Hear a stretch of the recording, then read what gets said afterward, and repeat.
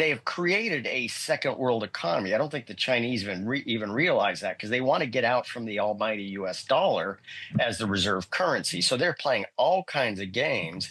Now, the Obama, Biden, Harvard, Belfer Center crowd, they just set sanctions and walk away from them. You can't set and forget sanctions. You must constantly assess them, red team them.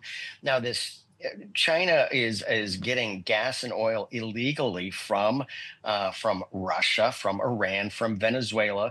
Now, one of the primary reasons we can't do a whole lot about it until the Trump buildup hits the U.S. Navy is our feeble U.S. Navy that is just a shadow of what it was. If we had a stronger U.S. Navy and even Coast Guard, let's say that a Coast Guard that has a much more expanded role, we could actually interdict this worldwide ghost fleet that is running circles around the Obama-Biden sanctions. That's what's going on.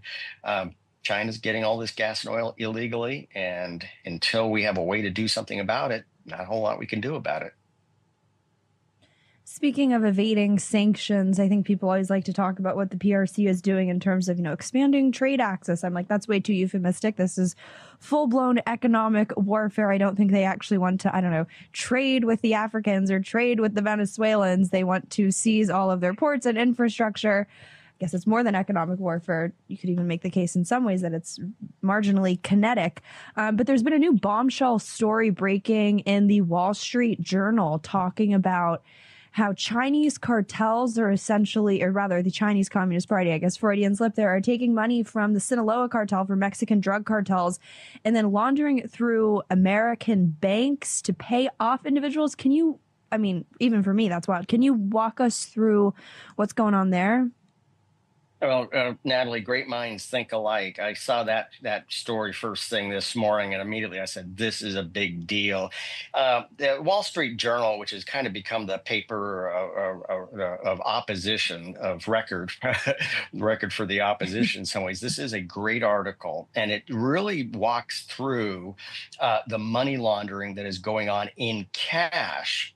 Boiled down simply, Chinese nationals inside of America, Chinese nationals, might be an American citizen of Chinese origin, but more often it's really Chinese here on a visa status, are using yuan, the Chinese currency, to buy cash from the Sinaloa cartel, which is high cash. All that cash is coming from fentanyl, primarily, using to kill 80 to 100,000 Americans a year.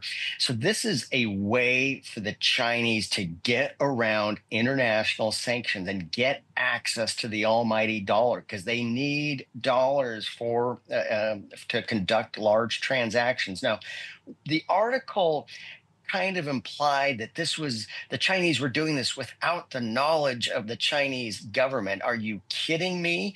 This is absolutely hard. This is absolutely willful, because it says these Chinese are violating Chinese law by. The Chinese government is the CCP is part of this. Believe me, but it's this is why high cash operations are always dangerous. Now, again, we don't want Big Brother. We're concerned about Big Brother. Yeah. But high cash operations, whether it be, drug sales, legal cannabis, a scourge, gambling, abortion clinics, this is huge opportunity for malfeasance. So this is a humongous Chinese money laundering program to get access to the dollar, generated in this scenario, but it's more than just that, all of the fentanyl sales from the cartels in Mexico.